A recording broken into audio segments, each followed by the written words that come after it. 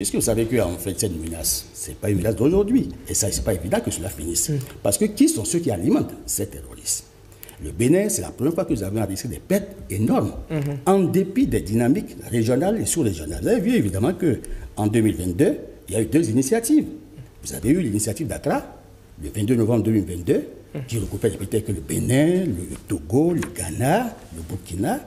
Et il y a eu même l'élargissement, parce que peut-être que le Royaume-Uni, le Nigeria, l'Algérie étaient prêts à nous accompagner dans cette lutte. Et puis, je crois, le 4 décembre, à l'occasion du 62e sommet de la CEDEAO, il y a eu aussi une initiative pour mettre en place une force régionale. Parce qu'il y avait une force conjointe qui était en fait en gestation au niveau de l'initiative d'Accra. Ça va être deux forces, en fait, pour qu'au plan régional, on puisse contrer la menace terroriste. Mais malgré ça, il y a eu des priorités nationales. Dans le bilatéral et dans le multilatéral, il y a eu des démarches qui ont été menées. Le Bénin a connu la première, je crois, attaque en 2019. Non, de 2021, déjà. En fait, pour les chiffres réels.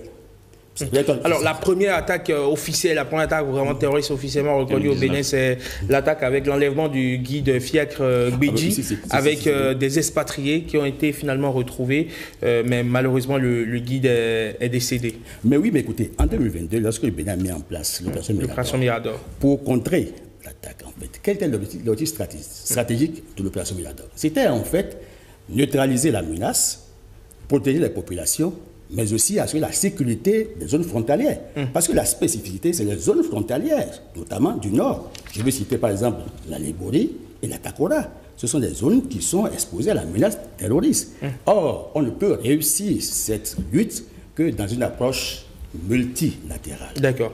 Alors, on va revenir tout à l'heure sur comment faire face efficacement à la menace terroriste. Mais avant, docteur Moussi, on va voir sur cette carte, là où se situe le point triple dans le septentrion. C'est une région, comme je l'ai rappelé tout à l'heure, située entre le Bénin, c'est la partie donc en rouge sur la carte, une région située entre le Bénin, le Niger et le Burkina Faso. Qu'est-ce qui fait la particularité de cette zone, docteur Moussi? Merci beaucoup, monsieur le journaliste, et je voudrais faire comme mon collègue, présenter vraiment mes condoléances à toute la nation béninoise et de manière générale et de manière spécifique à toutes les familles qui ont perdu leurs enfants dans ce drame-là. Alors, pour répondre à votre préoccupation, effectivement, l'attaque a eu lieu à ce point-là, qui est un point assez stratégique. Je rappelle que c'est la deuxième fois que ce point a été déjà attaqué. La première attaque en 2021, c'était justement à ce point-là. Et donc, c'est un point qui constitue justement une entrée stratégique pour les groupes extrémistes violents qui sévissent donc dans cette région. D'autant plus que c'est un point qui fait le ralliement entre les trois pays. Et donc, facilement, les groupes armés arrivent à pénétrer sur le territoire à ce point. C'est d'ailleurs pour ça que le gouvernement béninois a mis en place ce dispositif parce que c'est le chemin le plus facile pour rentrer. Quand vous voyez un peu la carte du Bénin, vous voyez, c'est le creux. C'est le chemin le plus facile pour entrer sur le territoire du Bénin. Et donc, c'est un espace qui est véritablement convoité. Mais c'est un espace qui a beaucoup d'enjeux parce que déjà, vous avez le fleuve qui est là et c'est un point de recoupement. Donc, on passe par le fleuve et puis on fait entrer, donc, on rentre sur le territoire béninois. Mais c'est un point aussi qui, de mon point de vue, permet de traverser très facilement parce que c'est vrai que toute la zone est boisée et la circulation n'est pas toujours aisée. Mais à ce point particulier, vous avez déjà un campement forestier qui était déjà là depuis très longtemps. C'est d'ailleurs ce campement qui a été occupé par l'armée en termes de position. Donc, ce n'est pas une base comme les autres bases opérationnelles avancées que l'État a construites pêle-mêle dans cette région-là. Ce site existait déjà, était déjà occupé par donc, les agents des eaux et forêts pour pouvoir surveiller justement cet espace-là. Malheureusement, depuis les années 2015-2016, les gouvernements des autres pays, notamment le Burkina Faso, le Niger, ont déserté cette zone compte tenu donc de cette menace-là. Donc, c'était resté une zone non occupée. Et donc, les groupes extrémistes violents avaient déjà l'habitude d'entrer par cette porte-là pour pouvoir donc prendre contact avec les populations locales dans ces zones. Donc c'est une zone de passage traditionnelle pour ces groupes-là depuis les années 2015-2016.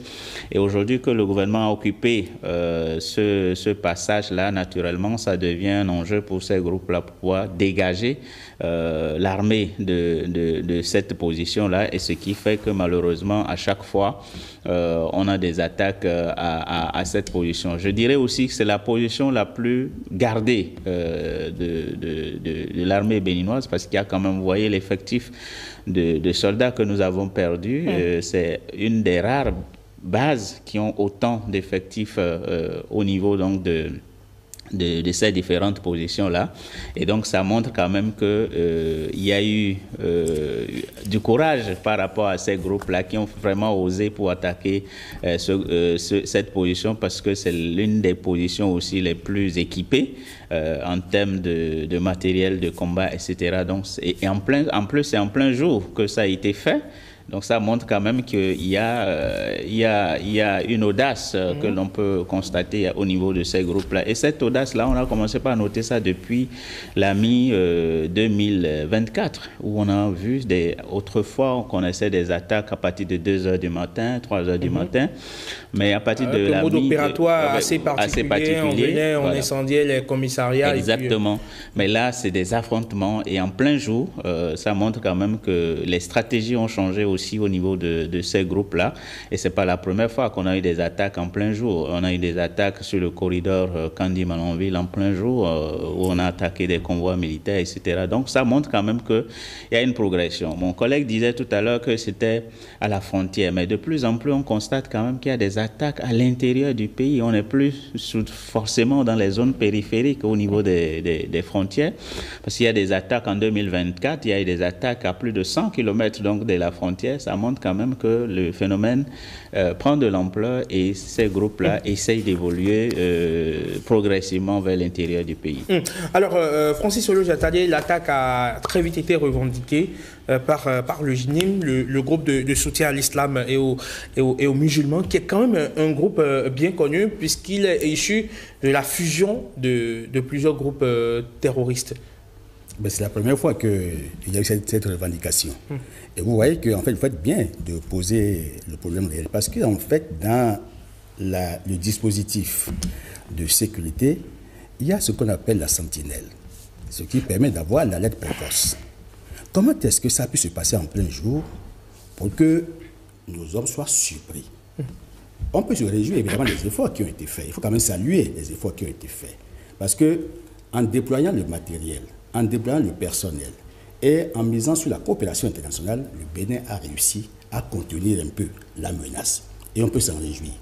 En témoigne le discours présenté par le chef d'État à la représentation nationale tout récemment, qui atteste de ce que nous avons fait des efforts. Mais curieusement, c'est qu'en cette période de fête, c'est aussi des périodes de relâchement. Donc, et n'oubliez pas que dans ces attaques, il y a l'effet communicationnel. En fait, ils le font pour donner écho, parce qu'ils ont en fait un objectif malsain à atteindre. Alors donc, ils ont frappé, je crois, le 8 janvier, et c'est la première fois que nous avions enregistré d'énormes pertes, malgré l'équipement, parce que nous avons un équipement dédié à la lutte. Nous avons renforcé les capacités opérationnelles de nos troupes. Même les grands patrons de l'armée sont allés à la veille assister les éléments sur le terrain. Ça a été présenté.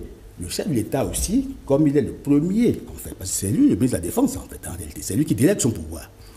Il est allé encore témoigner sa solidarité à l'armée. Vous l'aviez vu, il avait une déjeuner. Justement, c'est ce qui interpelle cette attaque qui survient quelques jours seulement après que le chef de l'État est allé galvaniser les soldats, leur témoigner évidemment sa reconnaissance pour tout le travail, l'effort effectué sur le terrain, et a promis être à leur côté pour pouvoir faire face évidemment à la menace commune. En fait, ces groupes s'inscrivent dans une approche de défiance.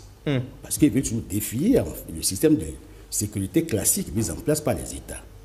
Je ne vais pas citer ici en fait, l'histoire malheureuse du Niger, où le président Bazoum a dit qu'il a fait constater qu'ils étaient plus équipés que l'armée régulière.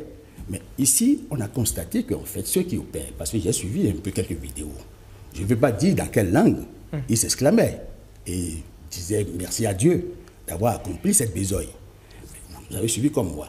Mais quand vous voyez en fait des groupes terroristes agir en plein jour avec ce mode opératoire, parce que c'est indescriptible, on ne peut pas dire ça ici sur un plateau de télévision, et qui revendiquent en plus, cela prouve que la menace en fait prend de l'ampleur. Et cette croissance, ce mécanisme qui est mis en place pour pénétrer, mais interrogez-vous, voyez à peu près à quel moment ces groupes terroristes interviennent. Vous avez cité en fait 2019. Moi j'ai pris la menace au sérieux à partir de 2021. Mais après ça, vous avez vu 2021, nous avions eu des périodes politiques, des périodes de rendez-vous, des rendez-vous électoraux. 2019, 2021. Maintenant nous sommes à la veille en fait d'une élection générale 2026 et on constate que en pleine préparation de Vodou Days, il y a eu une frappe qui a engendré d'énormes pertes, aussi bien matérielles que humaines. Parce que vous avez vu, ils ont dit qu'ils ont pris le matériel. Alors, qu'un soldat qui a été surpris, à qui on a arraché le matériel, ça veut dire qu'il y a un problème. Le mode opératoire, vous avez vu que les gens qui ont des talismans, ils sont bardés de protection endogène. Bon, maintenant, comment est-ce que nous fonctionnons? Est-ce que nous devons continuer? Parce que la vraie question est ceci. Dans le système classique, qu'est-ce qu'on dit? On dit qu'il faut déployer l'équipement de surveillance accru sur l'ensemble des frontières. Mais ça, c'est le système mode opératoire, en fait, des Blancs. Parce que ici, ceux qui opèrent, ils opèrent avec l'endogénéité. Nous avions vu l'Algérie lutter contre ces hors-la-loi, mais l'Algérie a mis du temps et a fini par gagner sur cette lutte. Ça veut dire qu'il y a une expertise qu'il faut reconnaître. Dans la dynamique que nous avons mise en place au plan sous-régional, il fallait compter sur 3 axes. L'information et le partage des renseignements, la formation du personnel de sécurité et des renseignements, mais aussi la collaboration dans la mise en œuvre des opérations militaires transfrontalières. Mais depuis un moment, il y a quelques crises qui ont presque secoué les relations bilatérales et multilatérales. Or, si ces partenariats que nous avions avec le Togo, il y a encore quelques années, avec le Burkina et avec le Niger, étaient opérationnalisés, n'étaient pas en veille, je trouve évidemment qu'on aurait réussi à éviter cette frappe-là. Puisque le chef d'État m'a dit que les efforts que nous faisons au Bénin n'ont apparemment pas leur répondant de l'autre côté, qu'on sent que les autres sont, en fait, les terroristes circulent. Or, il faut conjuguer les efforts, les mutualiser pour pouvoir contrer l'avancée terroriste. Ce qui s'est passé est regrettable. Le chef de l'État fâché, je crois, paraît-il, qui a tenu une séance extraordinaire avec les patrons de l'armée. Les résultats, nous les aurons incessamment. D'accord. Alors, il faut dire qu'il y a une riposte de l'armée juste après l'attaque qui a permis de neutraliser certains des terroristes, et par la suite les autres ont été neutralisés aussi par l'armée burkinabé, de ce qu'on a pu lire évidemment dans les journaux. Alors, docteur Moussi, ce que j'ai envie quand même de savoir, c'est comment est-ce qu'on fait pour être attaqué en plein jour. C'est pas, on va dire, c'est pas en pleine nuit où on peut dire bon, on a été surpris. Comment est-ce qu'on fait pour être attaqué en plein jour? Merci beaucoup. Mon collègue disait tout à l'heure qu'ils sont dans des stratégies de défiance. Je voudrais quand même décrire un peu le contexte de cette attaque-là. Déjà, en fin décembre, le chef de l'État a fait son discours pour montrer quand même qu'il y a beaucoup d'efforts qui sont faits, il y a du matériel qui est acheté au profit donc de l'armée et tout ça. C'est des choses que les autres ont suivies et ont écoutées. Ensuite, fête de Nouvel An, avec beaucoup d'effervescence, organisation de la fête de Vodou Days, où la plupart des chefs de corps de l'armée sont rassemblés donc à Ouida, donc le terrain n'est pas forcément gardé par ceux qui devraient le faire. En 2024, juste à la veille des indépendances, on a eu le même phénomène. Le 25 juillet, on a eu une attaque de ce type-là où on a perdu 13 soldats.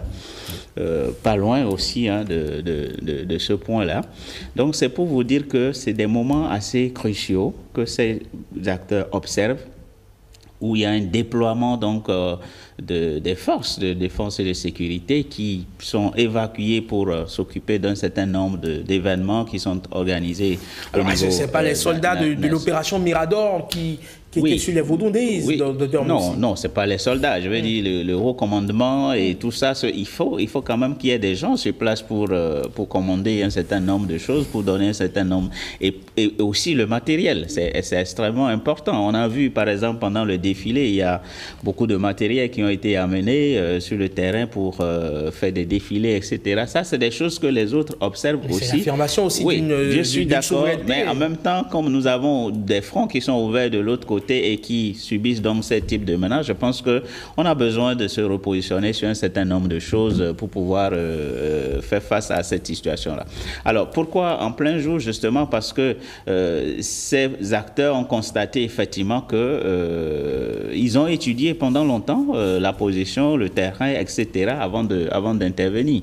Et c'est pas pour la première fois que ça se passe comme ça en plein jour. Et c'est souvent suite à des événements importants que le pays organise et où l'armée est sollicitée aussi pour assurer la sécurité des hautes personnalités et tout ça. Donc c'est souvent à l'occasion de ces événements-là, mais il y a aussi des déclarations qui suivent, qu'ils écoutent pour montrer, et vous avez dit tout à l'heure, le chef de l'État était allé au camp, à Alada, pour galvaniser donc la troupe. Quelques jours avant, on a vu la communauté Peul qui est allée aussi se plaindre au chef de l'État des conditions dans lesquelles le chef de l'État a souhaité une rencontre avec la communauté Peul pour les écouter. Oui, non, ils avaient déjà organisé une rencontre à Malanville et c'est suite à ça qu'ils ont été reçus par le chef de l'État. Et donc tout ça, c'est des événements qu'il faut prendre en compte pour analyser un peu ce qui s'est passé, parce que les autres, comme on le dit souvent, on a une forme de stigmatisation de certaines communautés par rapport à cette situation-là. Et comme pour démontrer que nous ne sommes pas solidaires des démarches que vous avez engagées, il y a eu justement ces différentes attaques, et pour montrer aussi que malgré tout ce qu'on fait, l'armée n'est pas encore au top niveau pour pouvoir contrer ce phénomène. Je pense qu'on a besoin de réorganiser les choses autrement. Vous savez, le collègue parlait tout à l'heure du cas de l'Algérie. Vous avez deux types de théories en matière de lutte contre le terrorisme. Soit on considère la menace comme une menace interne, donc constituée donc des forces ennemies à l'intérieur du pays, et on prend des dispositions pour bloquer l'évolution de ce phénomène-là. Ou alors on considère comme une menace extérieure, donc quelque chose qui vient de l'extérieur, et à partir de ce moment, au lieu de lutter, on prend des dispositions juste pour barrer la voie à ceux qui vont pénétrer. Je pense que pour le moment au Bénin, on ne sait pas dans quel cas de figure on se retrouve. C'est vrai que pendant longtemps, on a entendu les officiels dire qu'il n'y a pas de terroristes au Bénin, il n'y a pas 1 centimètre carré du territoire qui soit occupé par les groupes ennemis. Au Bénin, on parle quand même d'incursions sporadiques. Oui, on parle d'incursions sporadiques, mais ces incursions sporadiques ne sont pas possibles s'il n'y a pas des attaches à l'intérieur du pays. Et c'est ça la difficulté de la chose. Ce n'est pas forcément quand il y a des combattants qui vivent de manière permanente sur le territoire national qu'on peut parler de phénomènes internes. Mais vous avez des gens qui collaborent, vous avez des gens qui offrent de la logistique, vous avez des gens qui offrent des informations, vous avez des gens qui offrent des services, des vivres à ces groupes-là, et qui sont considérés au même titre que ceux qui viennent attaquer, et parce qu'ils sont dans le même groupe, ils sont dans le même réseau, ils sont mus par les mêmes objectifs, etc. Donc je pense que nous avons besoin d'avoir notre propre conception de la chose et de faire en sorte que notre lutte cadre avec ce que nous vivons sur le terrain terrain et comment le phénomène se manifeste sur le terrain, en considérant aussi ces spécificités que nous avons et à ne pas considérer forcément que c'est une menace qui vient de l'extérieur, mais prendre aussi en compte tout ce qui se passe à l'intérieur du pays et faire des actions qui permettent donc justement de couper ce cordon, ce lien qu'il y a entre ceux qui sont à l'intérieur et ceux qui sont à l'extérieur et qui permettent donc d'agir de manière aussi brutale sur les soldats du pays. Alors, Francis Elojatadé, l'opération Mirador, on en reparle, qui a été déterminée par l'armée pour pouvoir faire face à la menace terroriste. Plusieurs bases avancées fortifiées ont été construites pour pouvoir garder les positions et des informations quand même qui nous sont parvenues, ou certaines sources nous renseignent que ce sont quand même des hommes qui se relaient au quotidien 24 heures sur 24 pour pouvoir garder leur position. Quand on fait tout ça et quand même on est attaqué, on est en droit de se poser des questions, non? Oui, mais il faut d'abord saluer l'opération Mirador, parce que là, nous devons évaluer et examiner. Mais on peut se réjouir, évidemment, de l'efficacité de l'opération Mirador. Ce n'est pas parce qu'il y a eu cette frappe que nous allons, évidemment, jeter la absolument pas. Absolument pas. Parce que j'ai suivi un peu, j'ai eu la chance aussi de discuter avec certains qui étaient au commandement de l'opération Mirador. Je peux dire qu'en fait, il y a une défiance. Il y a une défiance. Et puis l'opération Mirador, vous savez qu'il y a un commandement opérationnel, certes, mais il y a un dispositif qui permet de faire le suivi et surtout d'alerter. Quand il n'y a pas l'alerte, quand vous n'avez pas l'alerte précoce, vous ne pouvez pas prendre des dispositions pour contrer l'ennemi, parce que vous avez vu comment est-ce qu'ils ont opéré. Donc c'est la preuve qu'il y a eu une défaillance à un niveau donné. C'est ça qu'il faut corriger. Et ça, il faut avoir l'honnêteté. Je me réjouis que le chef d'État n'ait pas pu faire des déclarations en fait tout de suite, qu'il soit en train de réunir les données, les informations pour voir, parce qu'il a investi et il fait le suivi au quotidien. Donc il ne comprend pas qu'une telle attaque puisse venir. Donc, il y a... Alors l'attitude flegmatique du chef de l'État sur le coup a quand même suscité forcément quelques remous dans l'opinion. Beaucoup de personnes auraient estimé ou auraient voulu qu'il prenne tout de suite la parole déjà pour condamner et apporter son soutien. Mais on connaît la stratégie du chef de l'État. On sait qu'il n'est pas à s'exprimer à tout va, surtout à n'importe quoi. Vous pouvez donner la réponse en fait à cette préoccupation. C'est vrai que les gens ont attendu que le chef d'État tout de suite sorte. Ils ont même voulu qu'il n'aille pas à Vodou Days et qu'il fasse le deuil et qu'il déclare en fait les journées de deuil national. Mais je crois que ce n'est pas dans la précipitation. Parce que ce qui s'est passé est plus sérieux que ça. Il est normal que le chef d'État écoute tout le commandement militaire et tous ceux qui sont à l'œuvre au niveau de la chaîne de l'opération Mirador. Maintenant, constitue les responsabilités. Et s'il y a des mesures à prendre, des mesures collectives, bon, il va adjoindre les mesures. Parce que vous savez que dans le souci d'assurer la sécurité, la perception que les citoyens ont désormais, c'est qu'il y a une peur qu'on veut vendre aux gens. Parce qu'on a vu, mais ceux qui sont chargés d'assurer leur sécurité sont atteints. Et nous-mêmes qui sommes citoyens et population, puisque nous devons coproduire la sécurité, nous avons dit. Et a priori, vous pouvez voir que le civil donne plus de caution à celui qui a l'arme. Que quand vous avez une arme, on sait que vous faites davantage plus peur que celui qui va les bras ballants, les bras vides. Alors si ceux qui ont l'arme et qui doivent défendre la patrie tombent, c'est que la perception, en fait, l'écho que ça donne dans la société, c'est à croire que nous n'avons pas une sécurité assurée. Ça doit faire réfléchir par 2 fois, 3 fois le chef de l'État et tout son gouvernement pour des dispositions urgentes à prendre pour corriger le tir. Bon, je crois que les questions de déclaration, vous avez bien fait, docteur, de dire qu'évidemment, nous devons faire attention aussi aux éléments de langage. Parce que les autres aussi suivent. Et ils ont des renseignements. Autant nos armées régulières ont des équipements lourds pour faire le travail, autant eux aussi sont équipés. Je ne sais pas à quelle année de crédit que les gens les donnent, je ne sais pas quelles sont les puissances, les mains invisibles, qui les soutiennent, parce que en fait, on pourrait finir avec. Alors, docteur Moussi, on pourrait quand même également s'interroger sur les motifs, les mobiles de cette attaque terroriste. On s'imagine que ce n'est pas un acte gratuit.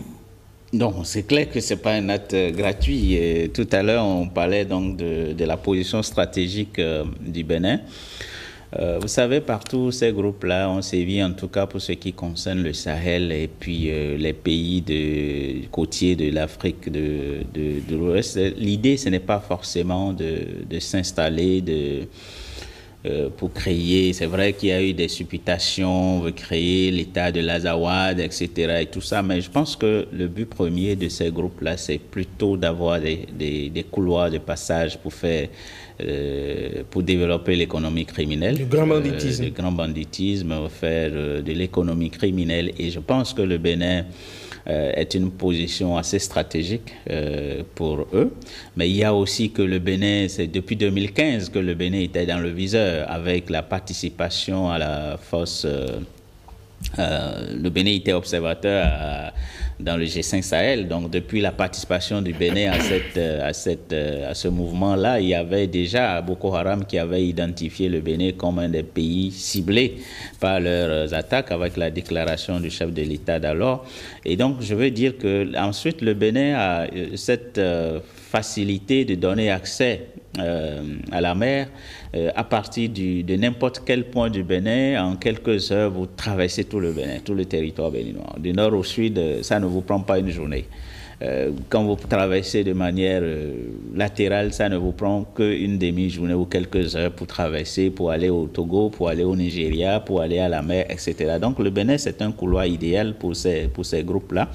Et vous voyez que de plus en plus, on est entouré par ces différents groupes. Il y a l'État islamique, il y a le JNIM qui est là, et bientôt vous avez les Lakurawa qui sont donc de l'autre côté du Nigeria et qui aussi manifestent des envies d'avancer vers le nord-est du pays. Donc, et pour pouvoir faire cette jonction-là, je précise que depuis plusieurs mois, plusieurs années, on a observé aussi des mouvements de va-et-vient entre les groupes qui sévissent au Sahel et ceux qui sont au Nigeria. Donc, le Bénin, c'est un couloir idéal et ils ont envie de contrôler cet espace-là pour pouvoir faire cette jonction entre les différents groupes. Et nous devons prendre en compte cette ambition de prendre position, cette ambition de contrôler cet espace-là, mais en même temps, le Bénin leur permet d'avoir accès à la logistique. Vous savez, pour avoir des engins au Nigeria, pour avoir les motos qu'ils utilisent au Nigeria, avec 500 000 maximum, vous avez une moto neuve. Et pour aller au Nigeria, c'est facile. Vous avez plein de jeunes qui quittent le Bénin, qui vont au Nigeria, qui achètent les motos 2 jours après, ils les revendent on ne sait où, ou bien des gens qui vont carrément acheter 1-2 motos pour ne pas forcément attirer l'attention et de manière régulière, ça se passe comme ça. Et ça permet donc de ravitailler ces différents groupes. Beaucoup de personnes se posent la question, mais où est-ce qu'ils trouvent ces engins? Mais justement, on est dans des relations de proximité entre nos différents pays. Il y a des relations informelles entre les différents citoyens de part et d'autre. Et quand vous êtes dans les zones frontalières, vous avez c'est des activités économiques, criminelles qui se développent et qui font vivre beaucoup de jeunes aujourd'hui. C'est pour ça que vous avez beaucoup de jeunes aujourd'hui qui s'investissent par exemple dans la vente du carburant pris au Nigeria, malgré toutes les dispositions que l'État prend, malgré la lutte contre ce phénomène-là, on se rend compte qu'il y a toujours des gens qui les ravitaillent en matériel, qui les ravitaillent en carburant et donc qui permettent donc de faire fonctionner cette machine parce que beaucoup ont des intérêts économiques aussi derrière cette histoire. Francis Attadé, finalement, l'idée aujourd'hui, forcément derrière, il y a une psychose qui va s'installer dans cette région où a lieu cette attaque. Comment est-ce que les populations, j'ai l'impression qu'on n'en parle pas beaucoup, mais ces populations-là désormais, est-ce qu'elles vont pouvoir dormir sur leurs 2 oreilles? Je crois qu'il y a un travail à faire, un travail de sensibilisation. Mais aussi parce qu'il faut sensibiliser pour pouvoir faire adhérer en fait la population à la dynamique qui est en cours. Nous devons coproduire. Il faut intégrer la population dans le dispositif de sécurité. Mais il faut veiller aussi à assurer une bonne sécurité au niveau des frontières. Parce que la question de la porosité des frontières dont vous parlez, si on peut améliorer le contrôle au niveau des frontières, je crois que ça va aider à corriger un peu le tir. Mais aussi déployer du matériel de surveillance accrue au niveau des frontières, parce que c'est ça surtout. Vous voyez comment est-ce qu'il y a des zones qui sont des zones rouges, mais connues par l'armée. Normalement, on doit faire en sorte que l'alerte soit précoce et que le dispositif en place soit renouvelé à chaque moment. Je ne veux pas jeter, en fait, je ne veux pas salir ce qui a été fait, mais je constate que s'il y a un problème, nous devons réfléchir. Ça veut dire qu'au niveau de l'alerte de la sentinelle, il y a eu un problème. Ça, au niveau de la structure qui doit veiller à ce que l'information aille au niveau du commandement opérationnel, il y a un problème. Maintenant, il n'y a que les troupes doivent savoir qu'il y a des périodes d'intervention. Parce que les gens, les groupes terroristes ne choisissent pas n'importe quel moment.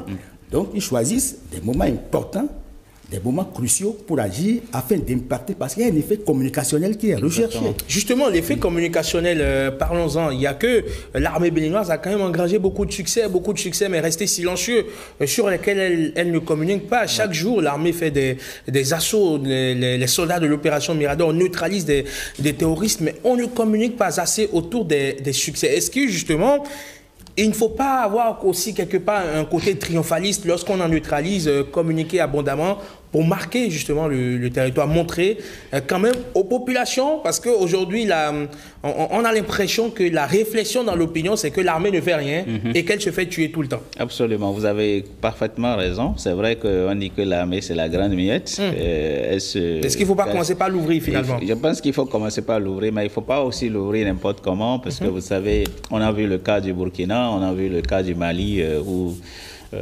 trop de communication autour de ces événements se retourne finalement contre... Ça radicalise davantage. Non seulement ça radicalise, mais ça se retourne contre l'État avec les organisations de droits de l'homme qui estiment que c'est du carnage, qui estiment qu'on n'a pas respecté les droits de l'homme, etc. Donc je pense que c'est peut-être, je ne sais pas, je ne suis pas de l'armée, je me suis dit peut-être que c'est à cause de ces différents facteurs que l'armée ne se prononce pas sur ces questions. Mais je pense qu'il faut se prononcer quand même de temps en temps. Non pas forcément pour dire on a tué tel nombre de terroristes, mais il faut aussi, quand il y a de ces situations comme celle que nous sommes en train de déplorer, il faut que l'armée vienne aussi donner, parce que là, vous avez à l'entame de l'émission, vous avez dit on ne sait pas quel est l'effectif de soldats qui est on attend encore les chiffres officiels. Jusque-là, on n'a pas de chiffres officiels.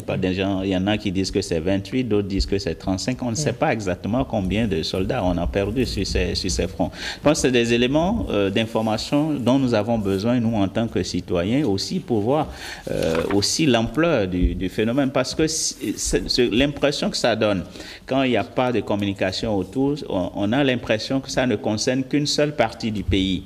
Et quand aujourd'hui vous interrogez un certain nombre d'acteurs en dehors de la zone rouge qui est concernée, vous n'avez pas l'impression qu'on est solidaire sur toute l'étendue du territoire national par rapport à ce phénomène-là.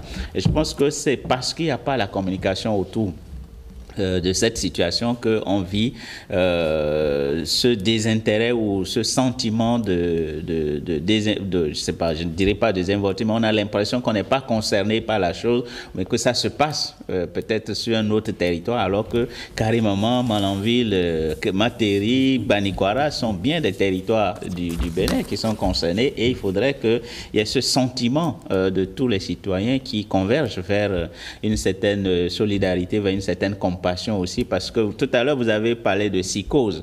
Ce n'est pas cet événement précis qui va amener la psychose existait déjà, ça va renforcer davantage, parce que c'est le quotidien de ces populations. Tous les jours que Dieu fait, à Karimama, il y a quelqu'un qui est enlevé, il y a quelqu'un qui est tué, même si on n'en parle pas forcément parce que ce n'est pas dit dans la presse.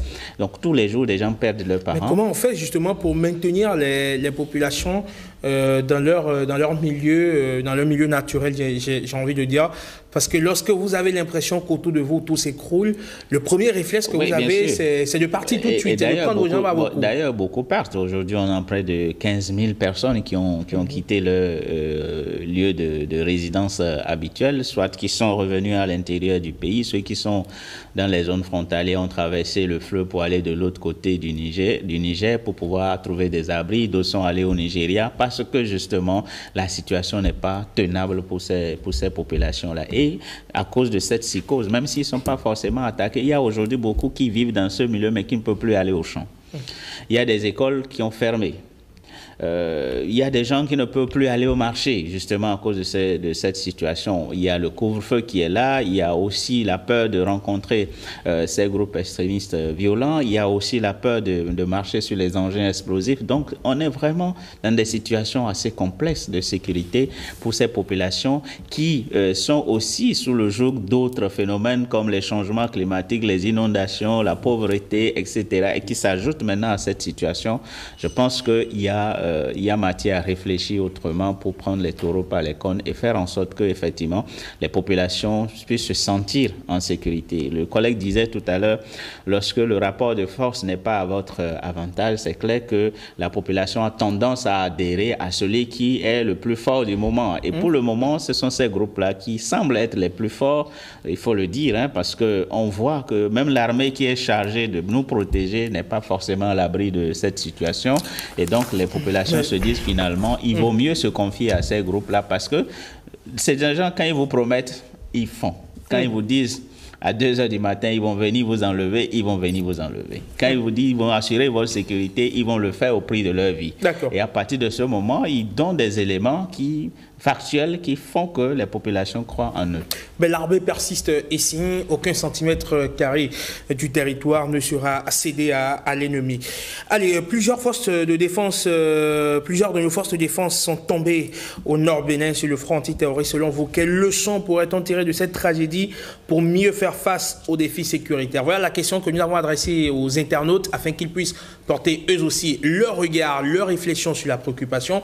Nadia Issani, bonjour. Bonjour à vous, Ayman. Comment allez-vous? Très bien. Un plaisir de vous recevoir sur 5 sur 7 matin. Plaisir partagé, Ayman. Alors, nos internautes, qu'ont-ils pensé de notre question du jour? Bonjour à vous, chers téléspectateurs. Je commencerai d'abord par présenter mes condoléances à toutes les familles éplorées. La question de ce lundi a suscité de nombreuses réactions sur la toile. En résumé, nos amis internautes pensent qu'il faut une collaboration entre les États du Sahel et le Bénin et une formation de l'armée béninoise pour venir à bout de ce fléau. Bokor Roland Kalis nous dit sur Facebook, « Paix à l'âme de toutes les victimes. Pour moi, aucun pays ne peut vaincre ce fléau sans une mutualisation et un partage d'informations entre les forces militaires. Il faut encourager les populations à dénoncer tout individu qui se radicalise. Fils de la terre pense que nous sommes béninois et Dieu nous a fait grâce d'une richesse qu'est le vaudou. Le gouvernement devrait s'impliquer dans le processus pour faire venir nos frères militaires à Sakété ou à Kétou afin qu'ils se préparent au combat avec des antiballes naturelles et très efficaces. Ma place a aussi laissé un commentaire sur le réseau Facebook. Notre ami nous dit ici, pour relever efficacement ce défi qui fragilise notre nation, il est nécessaire que le Bénin et les pays voisins concernés unissent leurs forces et coordonnent étroitement la surveillance des frontières communes. Une coalition des forces armées de ces pays est indispensable pour mener cette lutte. C'est à cette seule condition que nous pourrons faire face avec succès à la menace terroriste et l'éradiquer progressivement. Une action unilatérale ne serait pas être suffisante. Théophile Seledji Akorwe s'est aussi intéressé à la question. Selon lui, l'État devrait revoir les équipements nécessaires et mettre à la disposition de l'armée des moyens plus sophistiqués. Il urge d'aller conquérir des techniques des Occidentaux. Henouho Alabi Olabisi va dans le même sens que Théophile Akorwe. Il évoque aussi le renforcement de la formation de nos frères de l'armée et renforcer la coopération régionale. Il suggère aussi d'investir dans des programmes de sensibilisation et d'éducation des populations locales pour gagner leur confiance et leur collaboration. Selon cet internaute, on pourrait également mettre en place des programmes socio-économiques pour réduire les causes profondes du terrorisme telles que la pauvreté et le manque d'opportunités. Prosper Dessous a réagi sur la question qu'il aborde sur plusieurs points. Selon cet internaute, il est essentiel de mener une analyse détaillée des événements pour identifier les failles et ajuster les tactiques et stratégies en conséquence. Il suggère également de soutenir les initiatives de développement local pour réduire la vulnérabilité des populations face au recrutement des terroristes. Merci beaucoup à vous, Nadège Soni, pour ces avis relayés. On a remarqué que les internautes sont fortement intéressés par le sujet. On fait des propositions des plus sérieuses aux plus insolites. En tout cas, merci. Vous passez une excellente journée du lundi. Merci à vous, Eman, et excellente journée à vous aussi. Francis Attali, on va boucler ce forum de discussion. Lutter contre le terrorisme aussi a un coût monstrueux pour un État qui doit faire face aussi à d'autres priorités. Je crois que la plupart des États en sont conscients. Vous savez qu'à l'occasion du sommet de l'initiative d'Accra, ils avaient déjà convenu qu'ils vont mettre en place une force de 10 000 hommes avec un budget de 275 milliards pour lutter. Mais ça a traîné. Mais écoutez, même quand vous avez des équipements sophistiqués, ces terroristes, ces groupes-là se cachent dans des feuillages. Pour que les drones les repèrent, c'est difficile. Et ils ont un temps pour agir. Il y a un aspect que nous n'avons pas abordé, qui me paraît important. L'état d'âme des militaires qui sont sur le terrain et qui ont vu les corps de leurs collègues, de leurs frères d'armes. N'oubliez pas qu'au Mali, Goïta était au front. Et c'est toute l'indignation, tout ce qu'il a vécu, qui a fait qu'il est venu au pouvoir. N'oubliez pas que là-bas aussi... On ne va pas faire ce parallélisme. Donc, on ne va pas s'imaginer ça. Non, mais écoutez... Francis, on ne va quand même pas s'imaginer cette réflexion. Non, écoutez, on n'est pas dans le cas du Mali, il y a on n'est pas dans le cas du Burkina Faso. Psychosocial. Il faut déployer des psychologues, des psychiatres, des gens au niveau de l'opération Mirador pour une prise en charge de ceux-là qui ont vécu ce drame. Maintenant, il faut que l'État fasse l'accompagnement nécessaire. Au-delà de tout ce que nous avions dit ici, il faut revitaliser les partenariats. C'est-à-dire pour que les coopérations que nous avons mises en place et qui ont été ensommeillées, il faut les revitaliser pour que nous puissions normaliser nos relations pour lutter ensemble.